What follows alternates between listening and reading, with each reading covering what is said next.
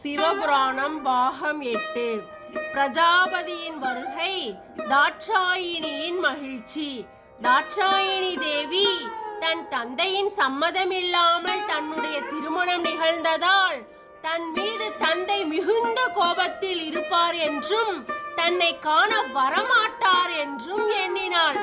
தான் விரும்பிய வாழ்க்கை அமைந்தாலும் தன் பெற்றோர்களின் ஆசீர்வாதமின்றி தன் திருமணம் நிகழ்ந்ததை எண்ணி மனம் வருந்தினாள்.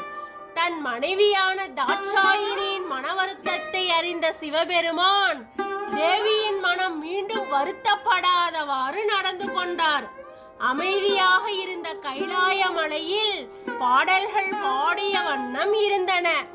எம்பெருமானின் இச்செய்கையால் தான் மனதில் அடைந்த கவலையை முழுவதும் மறக்க முடியாத பட்சத்திலும் தான் விருப்பப்பட்டு மனமுடித்த கணவர் முன்னிலையில் மகிழ்வாக இருப்பதாக புன்முறுவலுடன் காட்சியளித்தாள் தாட்சாயினி தேவி.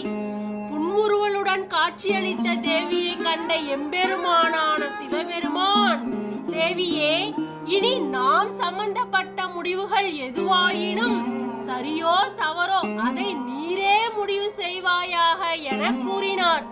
சிவனின் அன்பு மிகுதியால் கூறிய இவ்வார்த்தைகளை கேட்டு அதிர்ச்சியுற்ற தாட்சாயினி தேவி, இது உசிதமல்ல என்றும் என்னால் சரியான முடிவுகள் எடுக்க முடியாத பட்சத்தில் பிழைகள் ஏதோ உருவாகக்கூடும் என அஞ்சினாள். சிவபெருமானோ, என்னில் பாதியான நீர் சரியான முடிவை மட்டுமே எடுக்கக்கூடும் என்றும் ஒருவேளை அதன் பொருட்டு ஏதேனும் விளைவுகள் உண்டாகுமானால் அதை நானே சரி செய்வேன் என்றும் கூறினார். ஆனால் இனிவரும் காலங்களில் என் பொருட்டு முடிவுகளை நீரே எடுக்க வேண்டும் என்று திடமாக கூறினார்.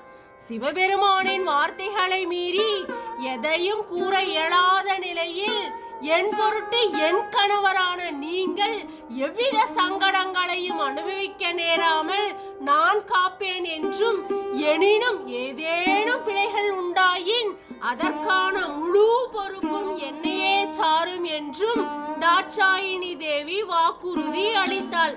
தாரகாசுரன் ஒன்றிணைந்த சிவபெருமானையும் தாட்சாயினி தேவியையும் பிரிக்க ஏதேனும் வழியுண்டா என்ற சிந்தனையில் ஆழ்ந்தான்.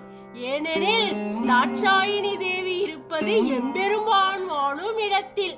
அவ்விடத்திற்கு அவரின் அனுமதியின்றி சென்றால் கண்டிப்பாக தோல்வியே உண்டாகும் என்பதை நன்கு உணர்ந்ததால் இந்த முறை செயல்படுத்தும் திட்டத்தில் எவ்வித தோல்வியும் ஏற்படாமல் இருக்க வேண்டும் என எண்ணினான். தாட்சாயினியின் பிரிவை தாங்க முடியாமல் கைலாயத்தில் உள்ள தன் மகளை பிரஜாபதியான தட்சன் காண சென்றார். தன் மகள் மீது கொண்ட அன்பால் செருக்கினை மறந்தார். ஆனால் பரம்பொருளான சிவபெருமான் என் மருமகன் என ஆணவம் உண்டாயிற்று. இனி எம்பெருமானும் என் பேச்சை கேட்பார் என எண்ணினார்.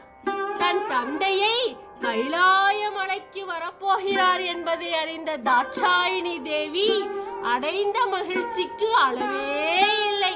தன் தந்தையின் வருகையை அறிந்து அவரின் விருப்பம் போல கைலாய மலையில் தன் கணவனான எம்பெருமானின் ஆதரவால் சில மாற்றங்களை செய்தாள்.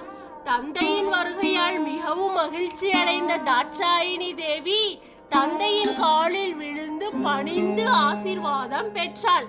ஆனால் எம்பெருமானான சிவபெருமான் அவர் அமர்ந்த இருக்கையில் இருந்து எழாமல் இருக்கும் இடத்தில் இருந்தே அவரின் வருகையை வரவேற்றார். இதனை கண்ட பிரஜாபதியான தட்சன் மிகுந்த சினம் கொண்டார். ஆனால் அதை வெளிக்காட்டாமல் அவரின் மனதிலேயே வைத்திருந்தார்.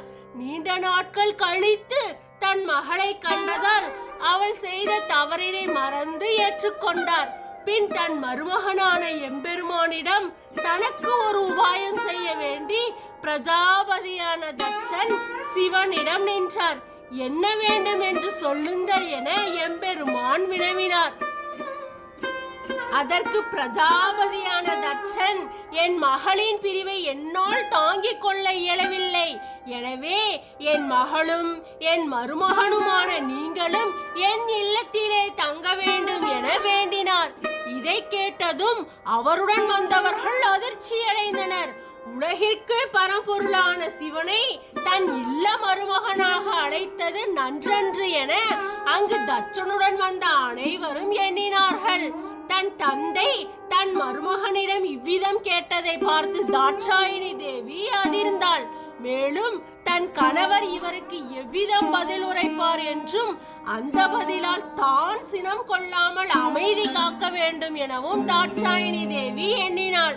பிரஜாபதியான தட்சன் கேட்டதில் எவ்விதமான சினமுமின்றி அமைதியுடன், பிரஜாபதியே, தாங்கள் வேண்டிய கேள்விக்கான பதிலை என் மனைவியான தாட்சாயினி தேவி கூறுவாள் என்று சிவபெருமான் கூறினார். இனி தன் மனைவி எடுக்கும் அனைத்து முடிவுகளுக்கும் நான் மனப்பூர்வமாக சம்மதிப்பேன் என்று கூறினார். நன்றி.